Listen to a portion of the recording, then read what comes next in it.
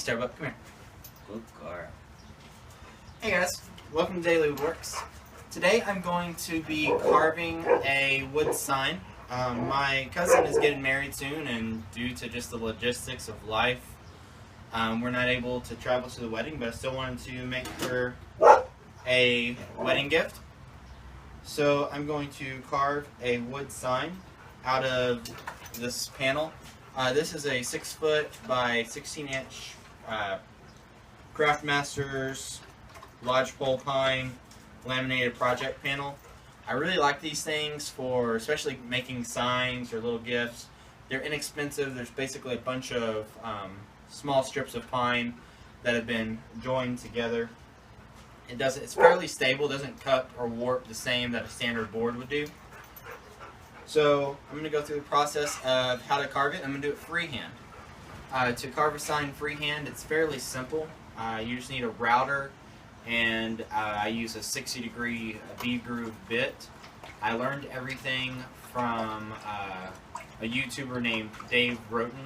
I'll link to his channel below. They carve signs for a living, and they've just started kind of teaching people how. And so I just watched his videos and kind of practice and learn the technique. So first thing I've got to do is cut this down to a square, and then we'll kind of go from there.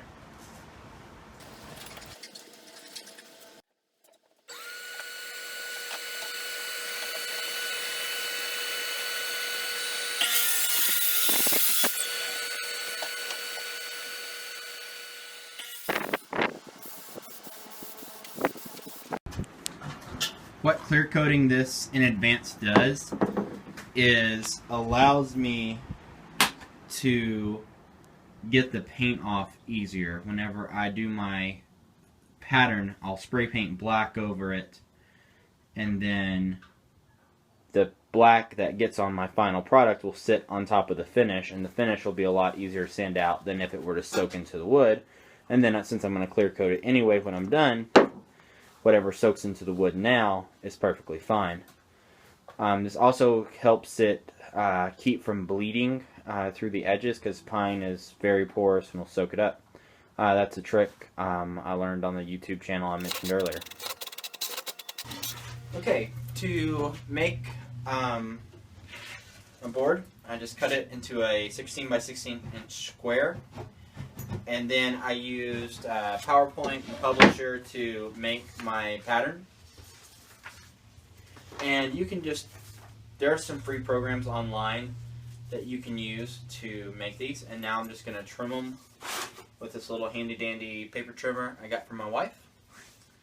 And then glue this down, and then I'll just route out right over the letters, spray paint over top of it, peel the sign off, sand it down, finish it, and then really we're done.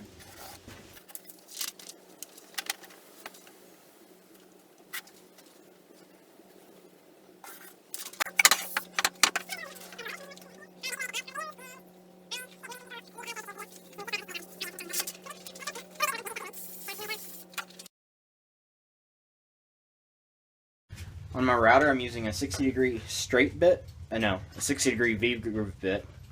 And I just set the depth so the width of the bit matches my lettering here.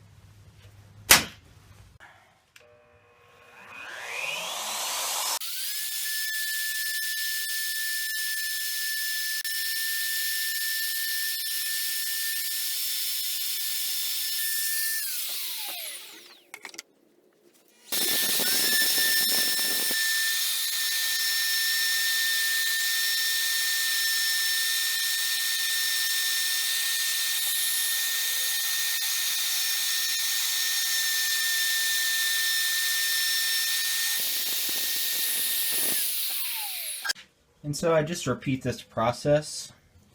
With these really big letters, I'll probably go back with just one of my little carving chisels and clean it out.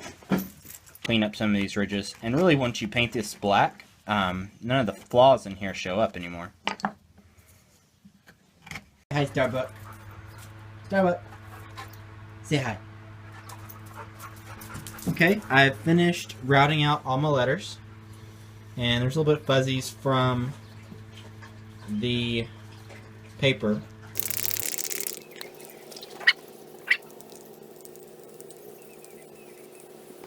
Using just a little heat gun and the scraper, I got most of the paper off. I was real careful not to get the paint too hot to mess up. Overall, it looks pretty good.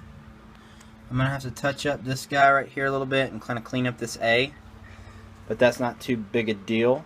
And then I'll just sand it really good to get the paint that's stuck right here off and the paint that bled out right here. And that's one reason I clear coated this first, is so that the paint will sand off a lot easier.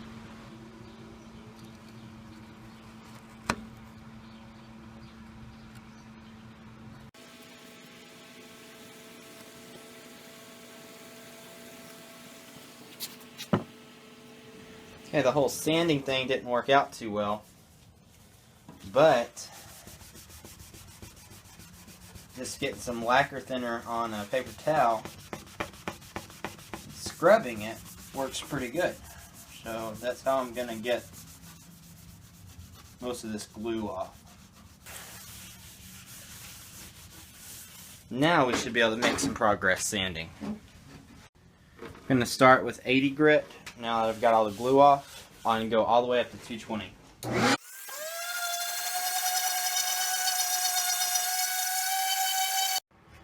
Okay, I've got this now sanded to 220, and I'm just going to clean up the sanding dust with some mineral spirits. To finish this, I am going to start with Minwax Golden Pecan, and tested this stain, and my wife liked how it looked. I'm a little on it right this minute, but we will soon find out.